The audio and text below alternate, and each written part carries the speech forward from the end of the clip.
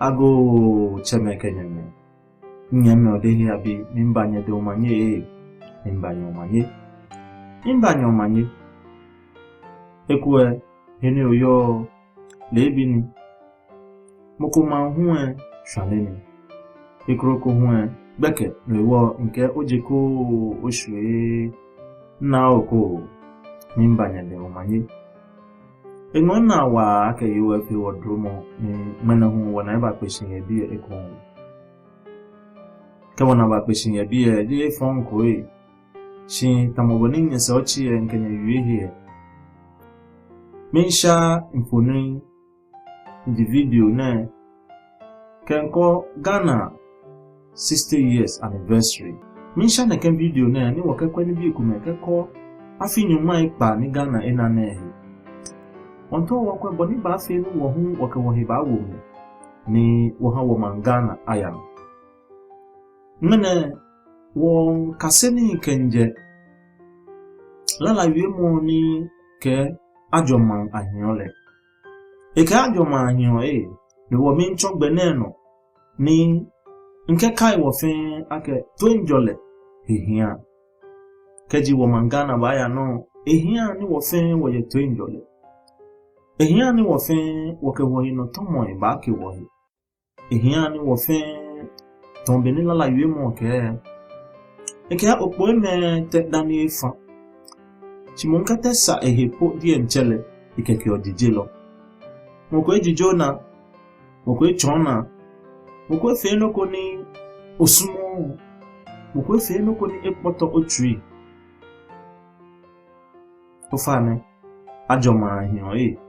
nimpa bo fai kekele ajoma ahion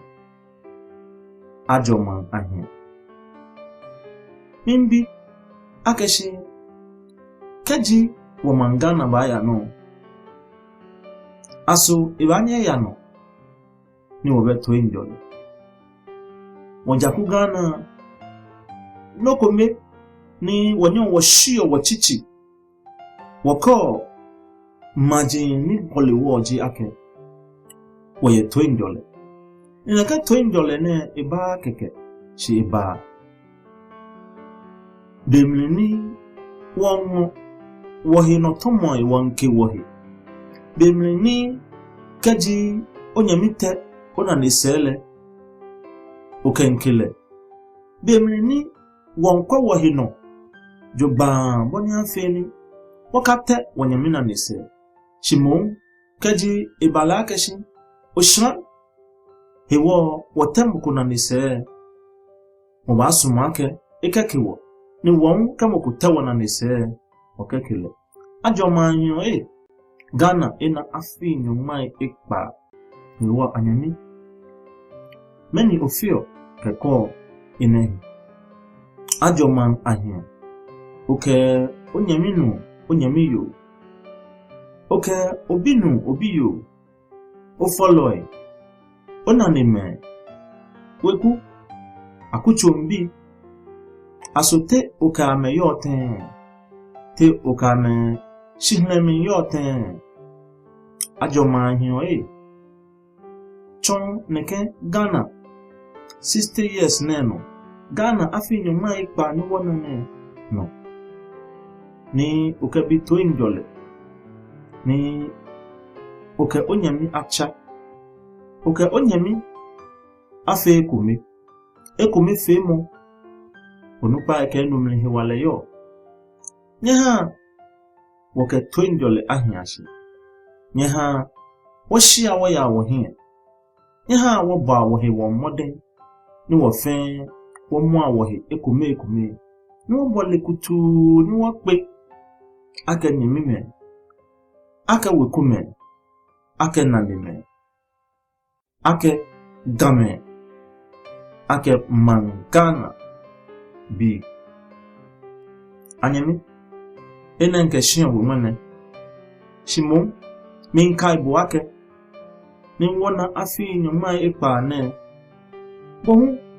many ofio many ochuo many jit no poten lo no krede ni kan hie akeshin bohu okebawa ni wo mangana aya lala cheke keji ochu ogbe na pele